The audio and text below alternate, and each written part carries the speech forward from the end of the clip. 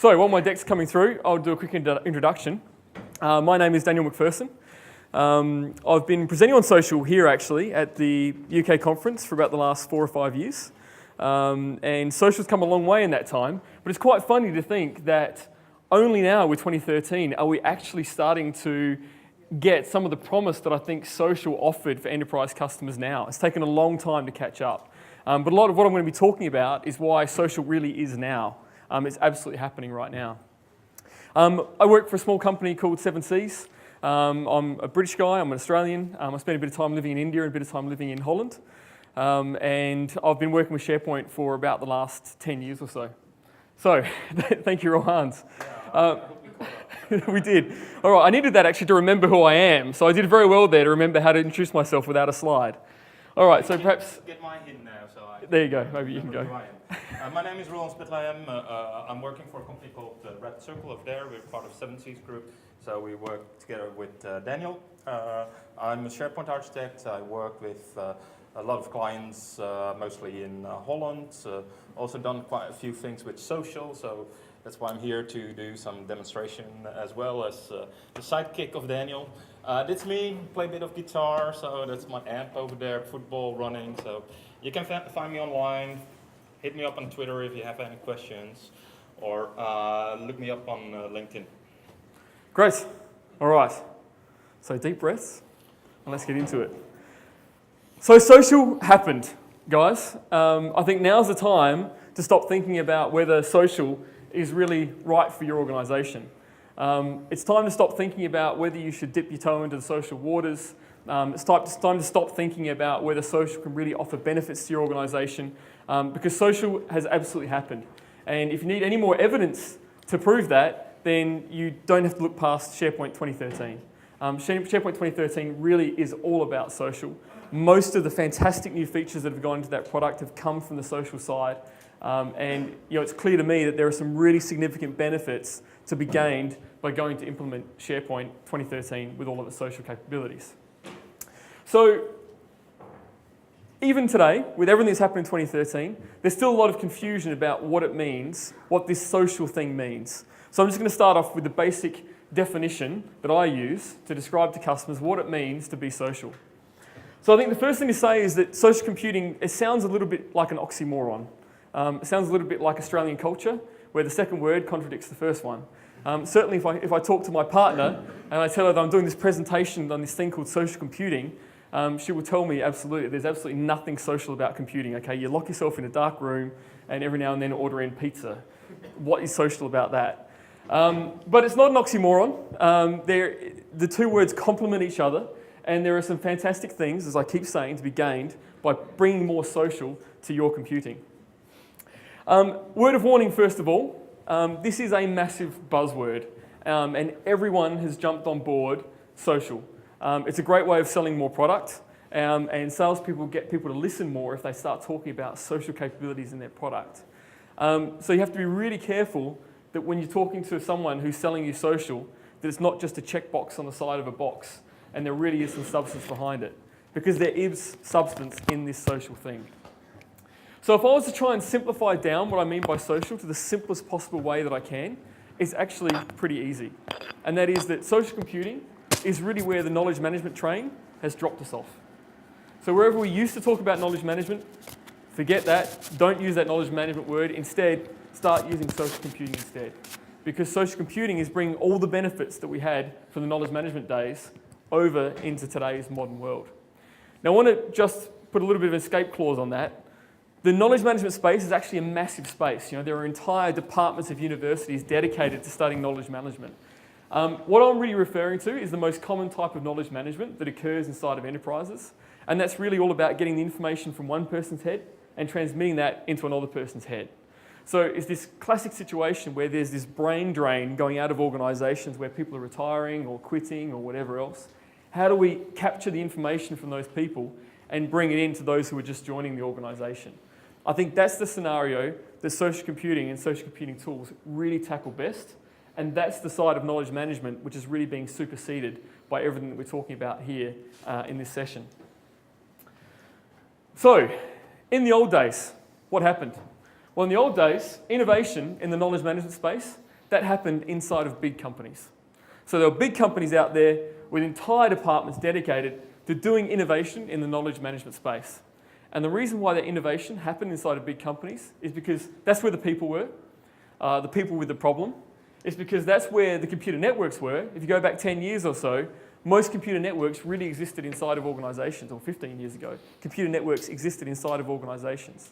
And the final thing is that organizations had the software, mostly Lotus Notes. How many people here were Lotus Notes people way back in the day?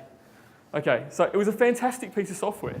And it really was the elephant in the room when it came to knowledge management. You know, if you mentioned knowledge management, there was only one platform, it was Lotus Notes. Unfortunately, IBM bought it and turned it into an email system, and it never recovered. Luckily, Exchange didn't become a knowledge management system like it once was destined to become, and instead we had SharePoint emerge. But that, of course, explains why innovation in knowledge management happened inside of big companies. They had the problem, the people, the networks, and the software. But a funny thing happened recently.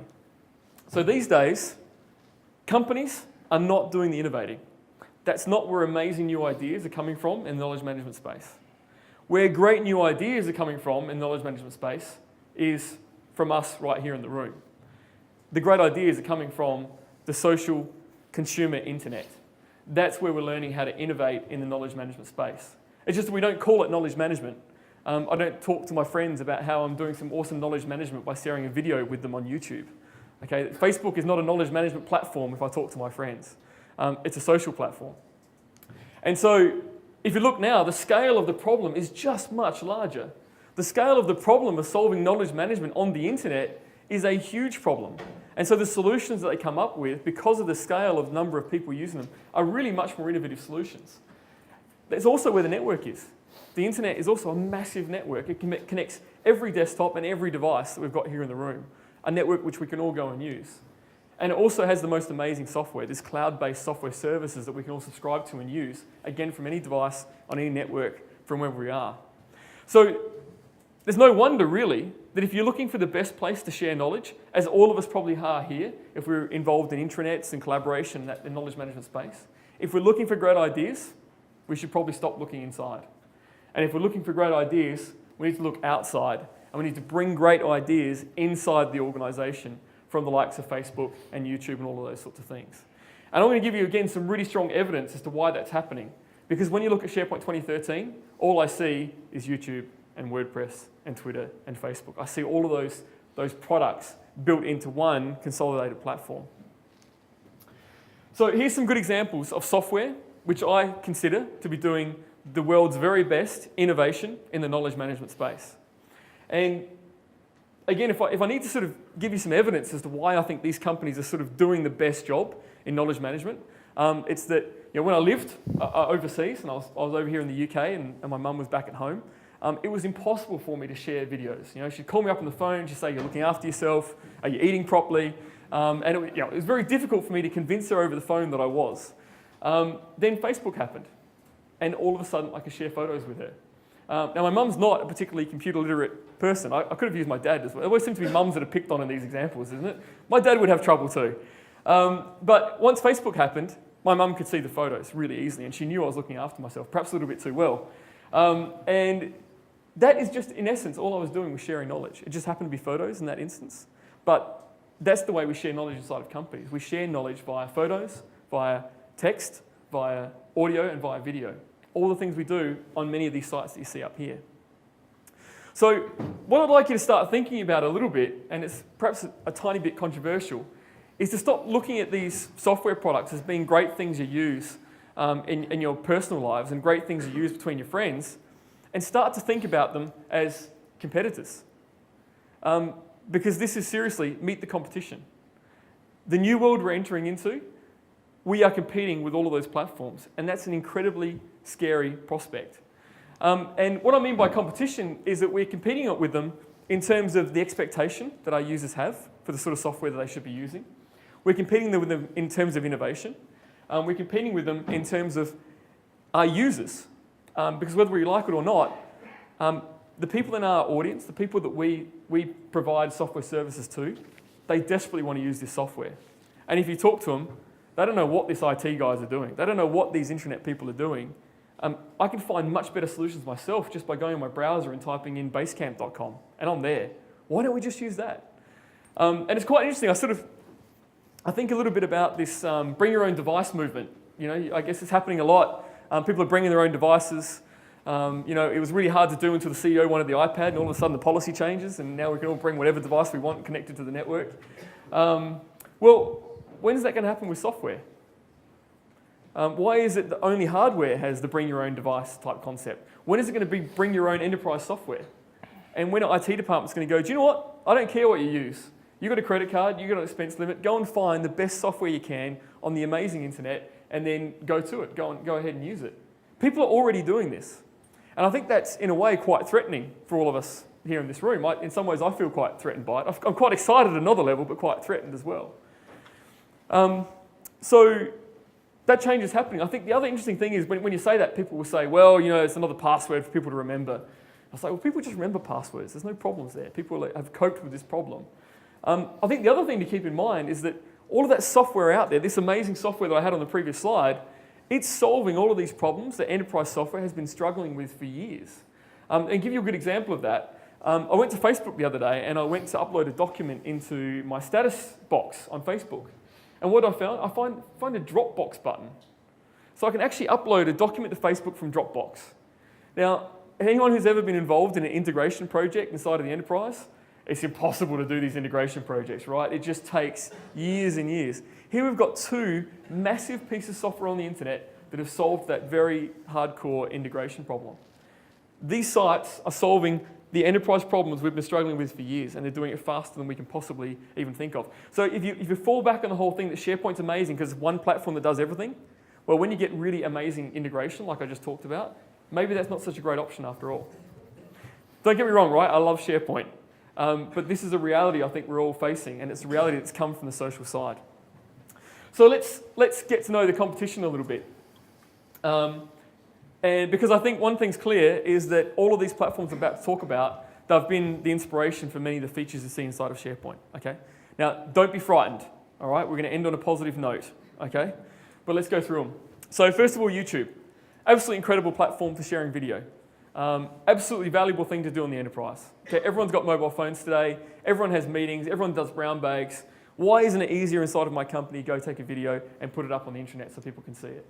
Facebook, 4 billion hours of video is delivered every month, and over 72 hours are uploaded every minute. There's no possible way we can watch all of that, okay?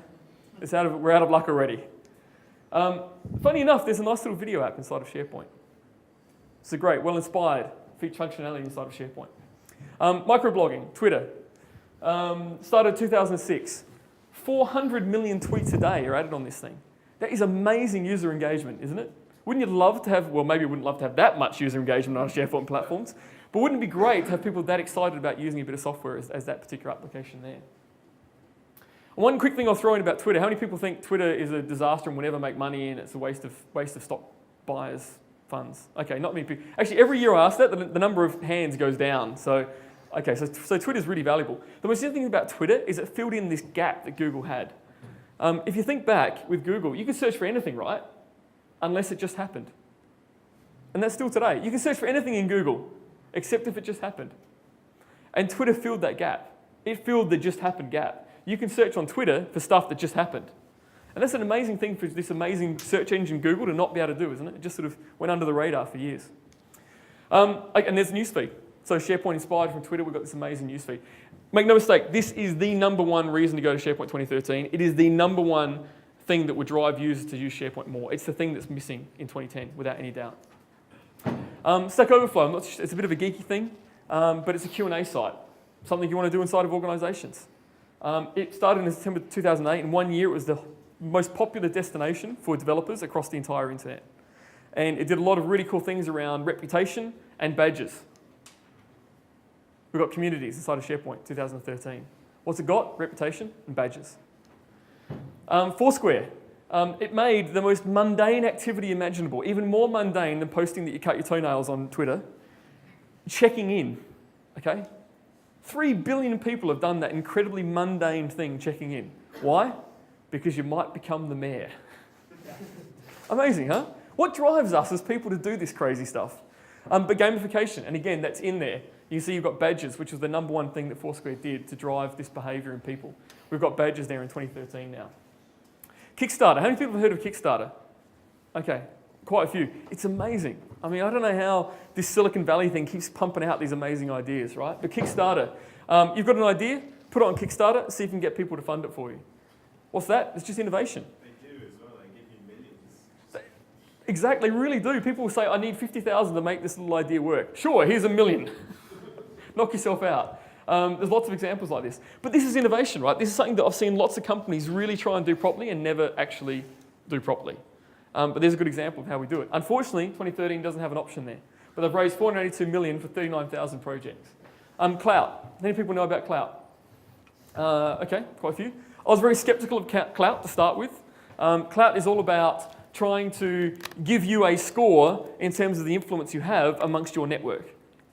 And the reason why I was a bit skeptical is because Justin Bieber had a higher score than Barack Obama.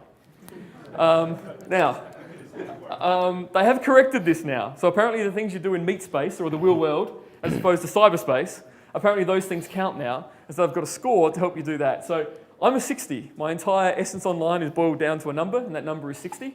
But it's actually quite incredible. The amazing thing is how accurate it turns out being. And so what they do is they take this and they sell this information to companies and they offer you perks. So if you're an influencer in your network, perhaps you're into cars, then Audi might say, hey, how about taking one of our cars for a test drive? And again, what do we do inside of companies? We try and find the influencers in the networks inside of our companies to help drive change and do all these sorts of things, or try and identify experts. So clout is the sort of thing that's missing in 2013 so far. Instagram started in December 2010, sold April 12 for $1 billion. Not a bad year's work, is it? And they don't even have a website. So what's this say? This just says how powerful devices are. And SharePoint 2013 is definitely doing a lot of stuff in devices, but we need to go much further. So then there's Facebook, of course, which is the behemoth. Started in February 2004.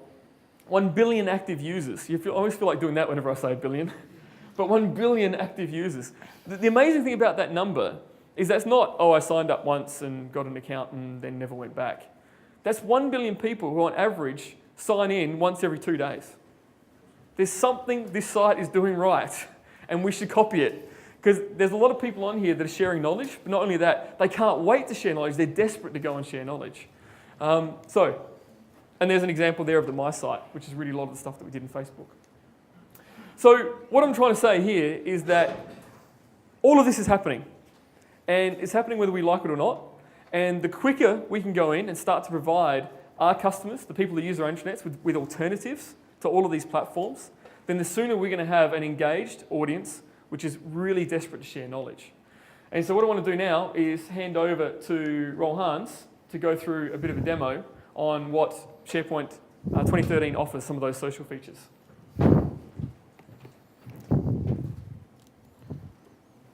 Okay.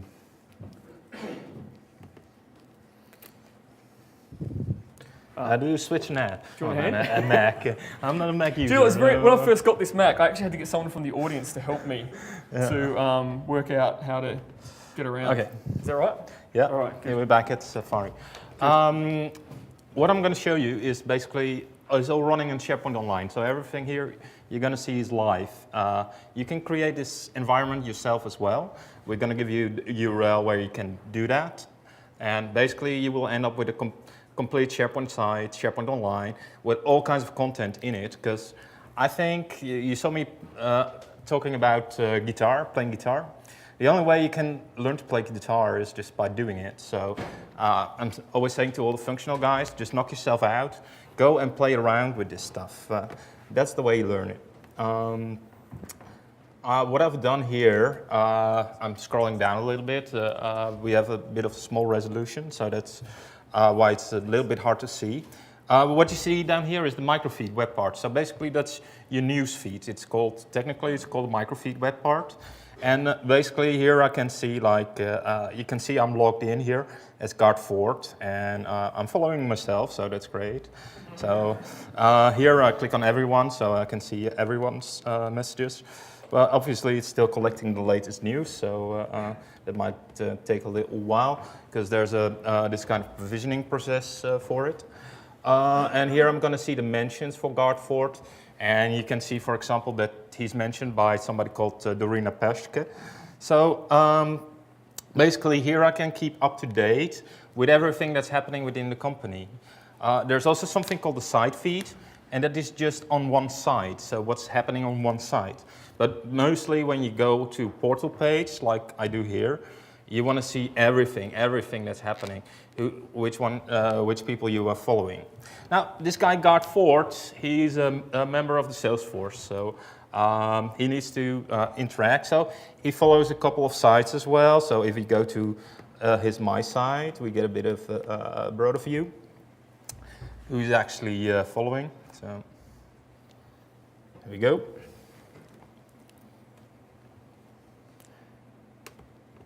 So here you see Guardfort's activities. So here was a post like great sales this month, and he's using a hashtag called sales, and Bonnie Kearney answered like awesomeness. That's what we say as developers. So so basically I can add a reply to it and say maybe thank you.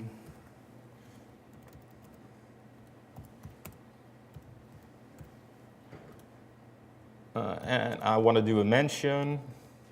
So here you can see that it's falling off the screen a little bit, I noticed. Let's see if we can scroll down a bit.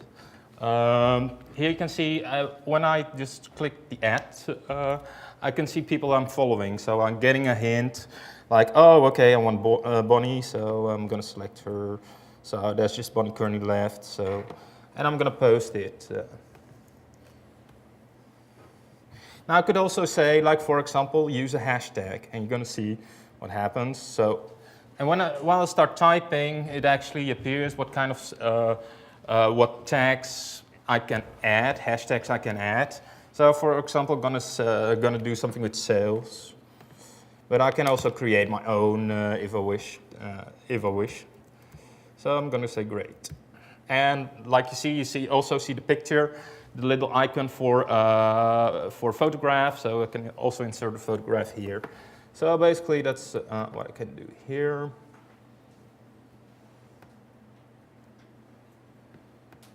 And I can, for example, say like this. And you see the number of likes there as well, so other people can like it as well. So stuff can basically go on here.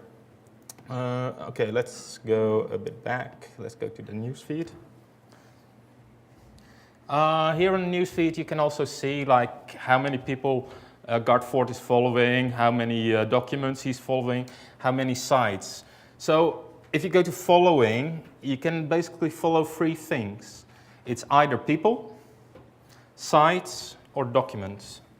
So later on, I will show you how you actually follow a document and what will happen with it. I'm just going to log out now, and I'm just going to sign in as Bonnie Kearney. So, oh, is that?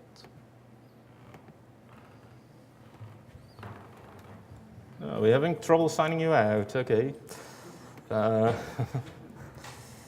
Always fun. So, just hope I'm signed out now. So. It's like Hotel California a bit, isn't it? You can sign in, you can never sign out. Yep. And that's funny that you say that, because that's one thing you have to take into mind with cloud as well. Let's see, what was the password again?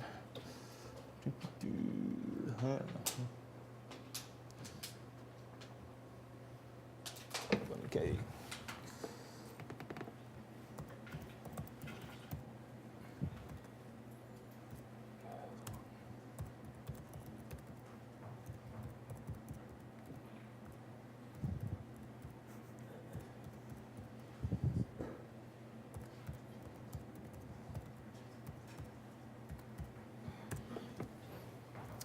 So I'm now logged on as Bonnie Kearney, and I want to go to the Contoso site.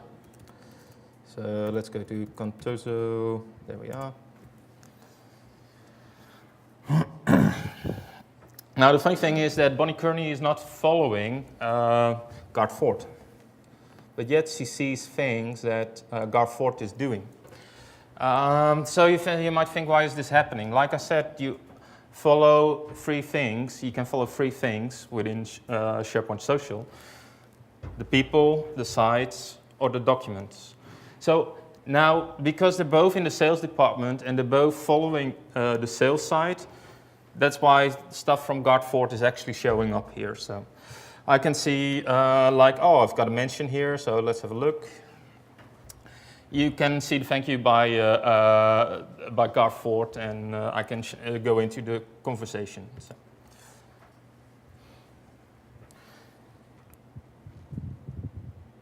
Now let me go to the sales community. Sorry, the sales department. So let's go in there.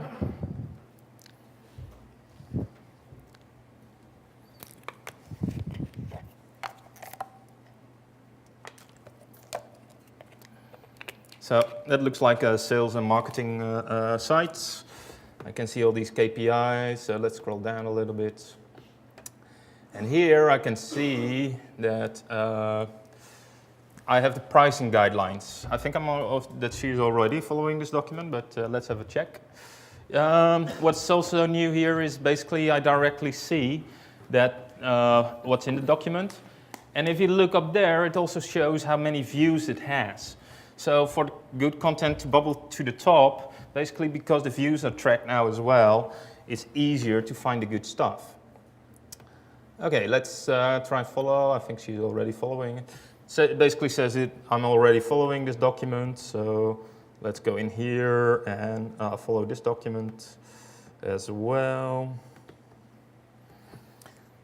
Already following that too, so that's going well.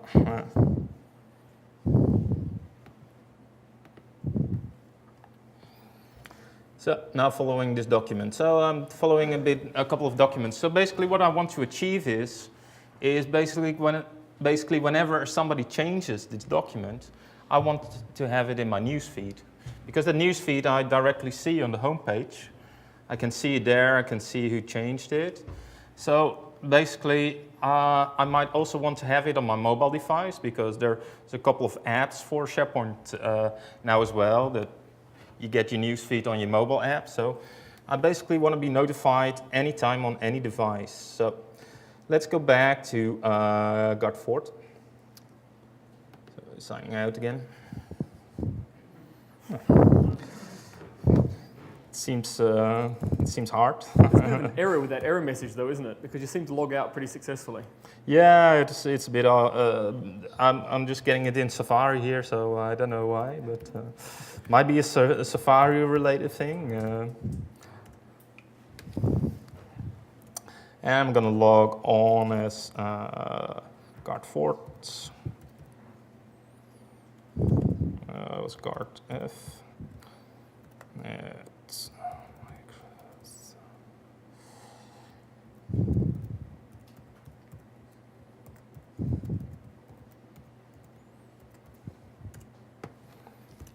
Yep.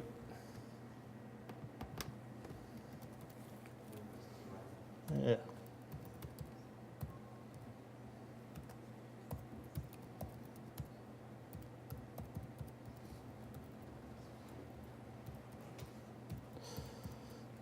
.com.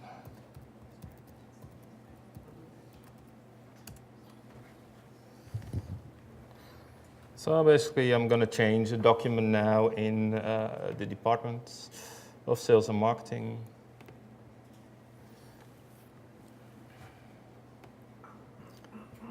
And I'm just going to change something here.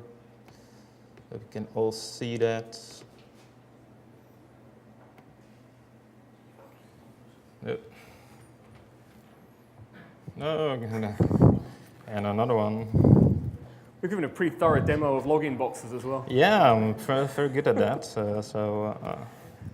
It is actually a new logon experience for Office 365, which you're seeing there. They only just released that in the last week or two. Yeah, this was like the last 2 weeks. So, are there any people here in the room that are already on the new version of SharePoint Online? So 2, 3. So how do I kill PowerPoint again? So I'm here at product overview, so I'm going to say hello world. Hello world. And let's see, how do I save this? That's not it.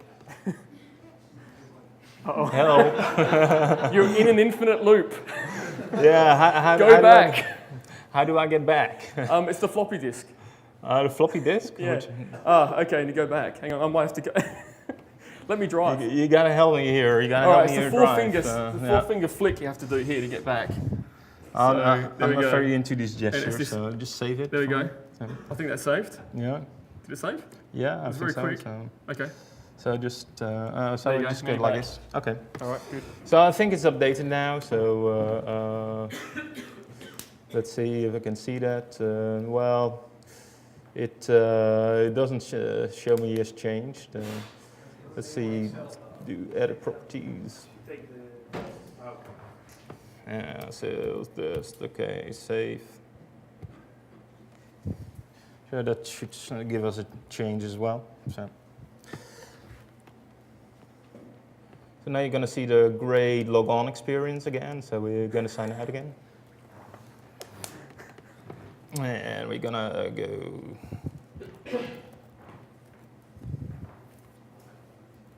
So it's Contoso.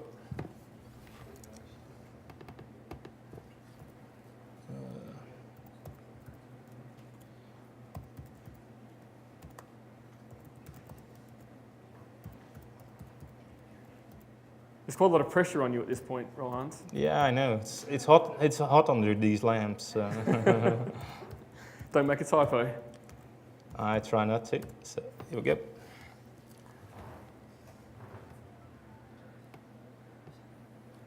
I think we just. So now you see basically that Garth Ford modified Asia Q2 sales. So I have the ability to follow Garth Ford, but at least I know that he's updated this. So basically everything really evolves around the newsfeed. It's basically a microblogging functionality that basically pulls in all the things that people are doing, the sites you're following, the sales site in this case, and documents that are important to you. So basically this is the SharePoint equivalent of Twitter. Let's dig into one of the other functionalities now. So let's go up. I think I need a course in Mac, I think. No, they're very intuitive. Yeah. They're foolproof, I think, they say.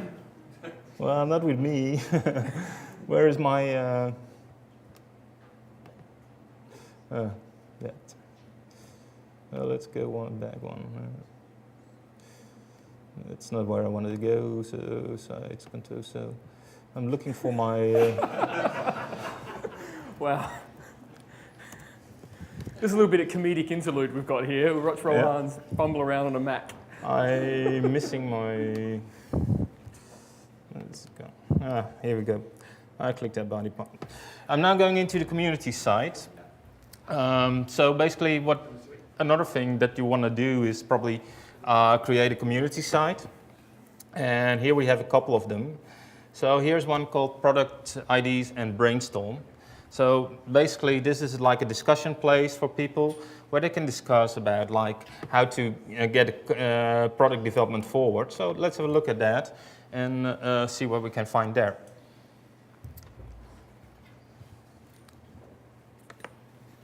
So here basically you see a couple of discussions like who has the answer to environmental challenge. Yeah, that would be great. Would probably be an ID to monetize. So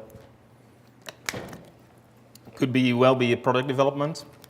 If you look at the right side, you see there are a couple of things here. Manage discussion, so I can create a new discussion. I can create a category in which this discussion can be placed. But the other thing, and you'll remember that from Foursquare, is create badges. So basically we have the ability to create badges now. So whenever we start a discussion with somebody, and especially online, because maybe we don't know these people, but because you might be a big company, you don't really know anything about the reputation of those people. So if we scroll down a little bit, we can see the top contributors in this community. And you can see that Dorina has quite a few points, so has Garth. So they're probably people that contribute a lot. So you can also see like what's happening, that there are 8 members, there are 10 discussions. So we know a bit about this community, whether it's a vivid community or whether it's pretty dead. In this case, it looks like this one is actually working. So let's go into, like say, for example, Dorina. I can directly go to her My Site, and I can have a look and see how she's connected to everyone. And I can actually start following her. So I just want to take you into like what we can do more with reputation here. And let's go back over here. So let's create a badge. You might remember that from Foursquare. At the moment we have 2 badges here, one being expert, one being professional. So I'm just gonna say like, okay, new item, and we're gonna create a newbie badge. So somebody new gets to the community, we call him a newbie. So, okay. And let's go back here. And assign badges to members. So here I have an overview of the reputation score of everyone. I can see when the last activity was, how many discussions this person started, what the best replies, how many best replies she gave, because somebody's probably got to say like, oh, this was the best reply, okay. And we can find the score here actually. So I'm just gonna select Dorina because she's got the highest score. And funny enough, it's called moderation here. We give her a badge. So we call her an expert. So save. So if I go back now to the community, and if I go to the overview, I can now see that Dorina is an expert. So that really helps me to for example, follow this person, because I know she knows a lot about product development, even if I've never met her before. Again, I can do the same with other people. Say, I don't know if you want to call somebody a newbie, but so let's go back into that. And we go into moderation. So we have to select somebody. So let's select Fabrice. And we call him a newbie. So this way you can actually put a bit of gamification in it as well. So for example, if somebody has a certain threshold of best replies, you could give him the expert badge, or maybe most valuable person of this Contoso company. So this way you can make it fun for people that they're contributing, and this is what we call gamification. Can I hand it back to you? I hope I've given you an overview, like what's there already in the box. Again, you can create this environment for yourself, play around a little bit with it. We actually include the URLs on the slides. Thanks, mate. Can you just put it back to the PowerPoint for me? I'm not sure about that. No, wrong way. No. All right. Oh, hang on. All right, there it is. I'll take. Oh no. Okay, there it is. All right. Now, if I press this button, everything should be okay. All right. Excellent. Good. So the key things that I think SharePoint 2013 has done that has been missing is, first of all, it formalizes the relationships you have with people. So we always had this colleagues thing inside of SharePoint 2010, but it never really did a great job of defining who the network was inside of your organization that helped you to do your job better. And that's something that SharePoint 2013 has done, taken a huge leap forward as far as the capabilities in the product. So it helps you define your network inside the organization. And the second thing is, it's really built a lot of social capabilities around the knowledge that we share. And the way we share that knowledge, like I've said before, is via pictures, video, audio, and text. So the nice thing is that when you save a document into SharePoint 2013, that's not the end of it, like it is when you put it in a file share today. That's really, in a way, just the beginning of that document's life cycle. And over the full life cycle of that document, it's constantly going to get better. And it will get better because people will be out there tagging it, they'll be viewing it, commenting, sharing, retweeting, liking, favoriting. All of these things start to improve that document. They tell you something more about that document. So you saw views when Roel was doing his demo, the number of views the document has had. Even just the passive act of viewing a document helps to cut down and helps you cut through information overload. Because if a document has received a large number of views, then probably that's a more important document than one that hasn't received very many views. And so you might be able to bubble that up to the top on the home pages of your intranets. Can that be affected by search as well? You pick that up as a piece of metadata, you rank it higher in search. Exactly, you can. Yep, it's exposed in search. Yeah, it's one of the properties that is exposed in the default search, so you'll find it. If you dig into the search, you're definitely going to find it. It has two properties, views last week and views in lifetime. So you can pick whatever you want. So give me the most viewed document in the last week is a really powerful query. Yeah. If you want the demo environment yourself, the one that Roel's demoed, you can go and it's really great. You can sign up for that online and Microsoft will just spin up a new version of it in the cloud. And it's got everything you need in there. So the deck's there, you can go and follow that up. You have to be a Microsoft partner. If you're not, talk to your Microsoft rep or a Microsoft partner to go and get yourself a tenant set up where you can play around with all of this stuff. It's got content, the whole bit in there. So just to sort of the last 10 minutes or so, I wanted to talk a bit about a business case and some of the experience I've had working at a large energy company based out of Holland. We spent a lot of time, a couple of years, building out some social platforms there. And so I wanted to give you a couple of tips as to how you might be able to sell social inside your organisation. So there are really two ways of doing a business case. There's the carrot and the stick. So I'll spend a little bit of time on the carrot, which I think we all prefer first of all. The first one was that we built a video platform inside of the organisation. So it's basically YouTube for the energy company. Anyone could take a video from their phones, upload it onto a platform and share it with the entire company, which is really great. And we thought people are going to share brown bags and meetings and all that sort of stuff. Well, about sort of a month to 6 weeks after we went live, we had our first meme or meme, whatever you want to say, emerge on our social platform, which we didn't really expect. These things obviously emerge on the internet, whether it's Gangnam Style or Rickrolling or the Harlem Shake. These things emerge on the internet. We just didn't think they'd emerge inside the company. Safety is a really important thing for the energy company. They focus a lot on safety. If you go into the bathrooms, it reminds you that the hot water tap is hot. It also tells you the door opens outwards. So that's how, I'm not even joking, there are signs that do this. So that's how really focused they are on safety. So what we found about 6 weeks after launching was people started uploading these safety songs. And it seems crazy, but they'd be there in Houston, they'd get together some band members and they'd start cranking out some lyrics on a safety song. And it went viral. So all of a sudden, after the executive summit, which we launched at, we suddenly found all these rising to the top, all these songs. And you might laugh at it, we did. Obviously, you're not going to build a whole social platform just so people can publish their safety songs. But there's value in this, and it's not, this is not absent of value. It's really important that people themselves understand safety and actually help share it amongst their peers. So that was a really interesting thing that happened. The other thing was around newsletters. So we, previously, a very traditional company, they had literally 1,500 different newsletters being sent out in the organisation. Some of them going in pigeonholes, some of them going in inboxes.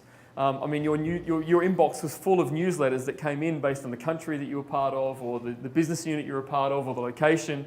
And it was an absolute nightmare. And so as part of a cost-saving opportunity, we wanted to retire a lot of those paper-based newsletters. And we also wanted to cut down on information overload in people's inboxes. So we centralised the creation of news to SharePoint, but we decentralised it to the number of people who could be authors of the news content. And every news source that we created was marked up according to your business, location, country, or line of business. or one or all four of those properties. And then we map that across to your profile based on those same four properties. Anyway, the base result of this is every Tuesday we send out about 150,000 emails, and every single one is different, targeted specifically to your needs. And that's how news is communicated inside of the organisation. And it's been revolutionary. It didn't stop there, because once you clicked on a news article, it also went to SharePoint, where it had a social experience. People for the first time could comment on news. They could like news, they could share news, they could tag news, all of these things they couldn't do before. Right up to the point that the CEO of a 150,000 company commented on the news article. We were so proud. So if you haven't got a newsletter system inside your company, then perhaps take a look at blogs, for example. Maybe this is a good way of getting a really lightweight newsletter system up and running. Blogs probably hasn't changed your business. Put your hand up if blogs has changed your business. Some respects. If we were in a newspaper convention, I can guarantee there'd be a lot more hands. Blogs hasn't disrupted our business, but blogs has definitely disrupted business, even centuries-old businesses like newsletters. It's newspapers. So the question I've got here about blogs is, put your hand up if it's as easy to publish a piece of content on your internet as it is to send an email. Okay. Very few hands, really, isn't it? It's not a difficult question. Is it as easy to publish a piece of content on your internet as it is to send an email?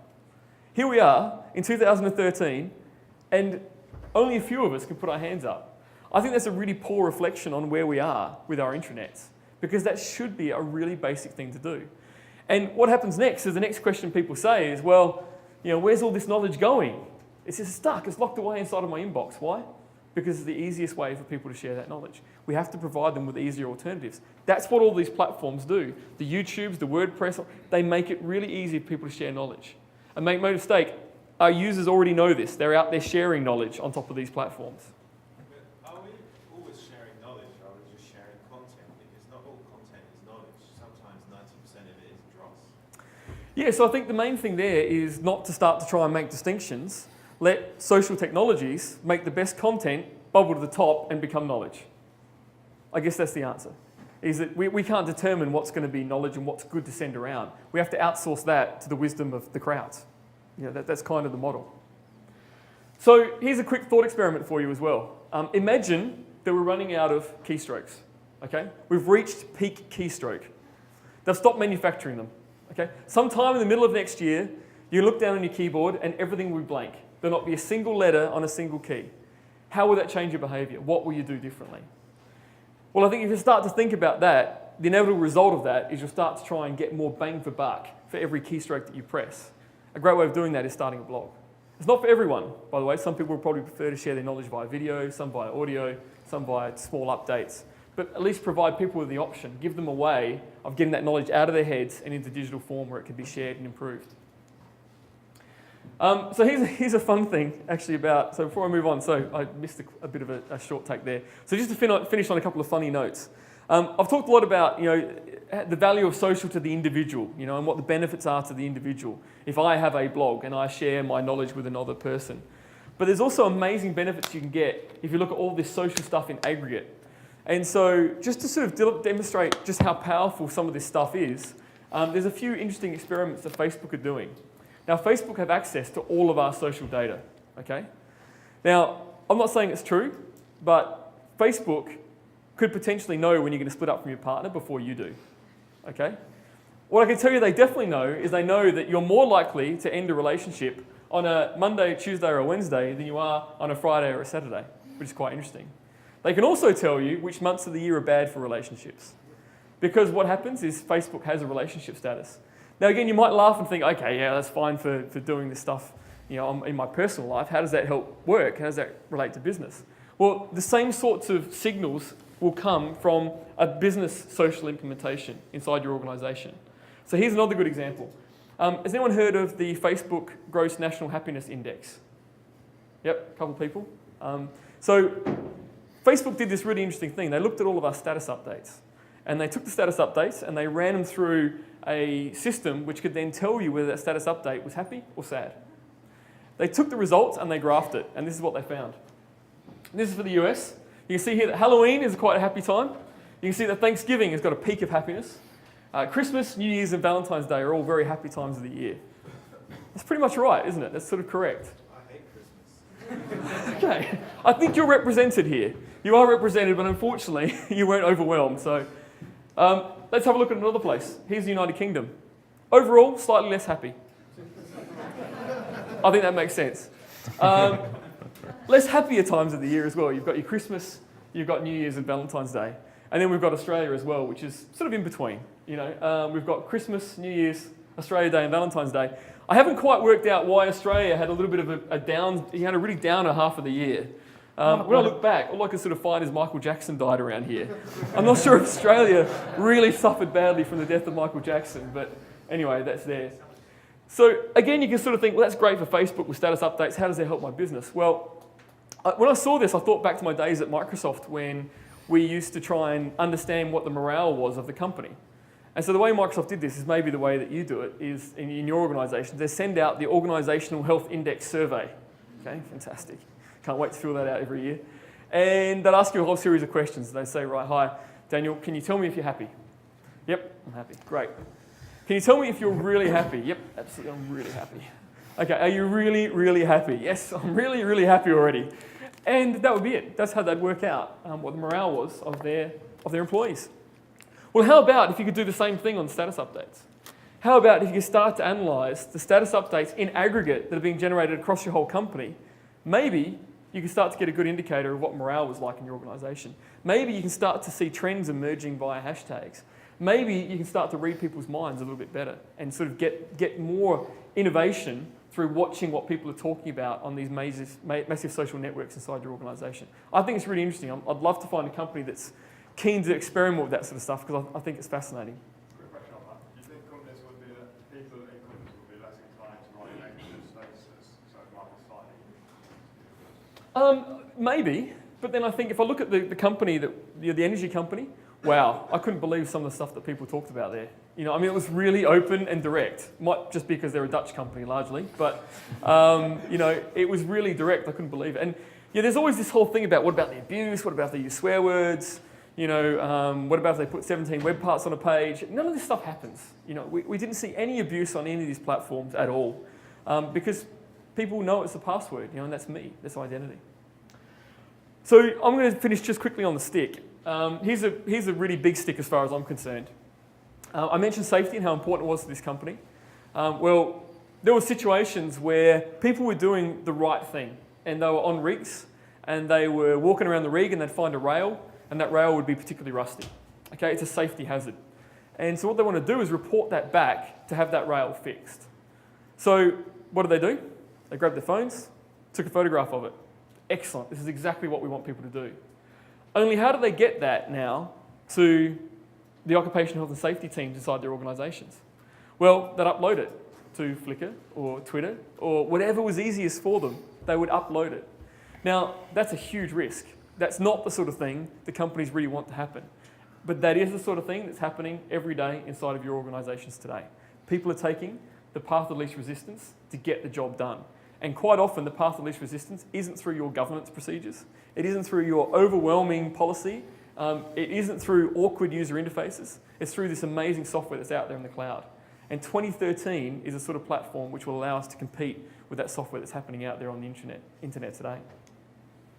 So take a look around. Go onto LinkedIn, have a look at what people are talking about your companies. Go onto Facebook, have a look at the pages that have been created for your companies. It's interesting to see what's going on out there. Because one thing is really clear, the social stuff is happening with or without you. There's no escaping it. So folks, thanks very much for spending a bit of time with us here in the last session of the day. We really appreciated it. Any questions?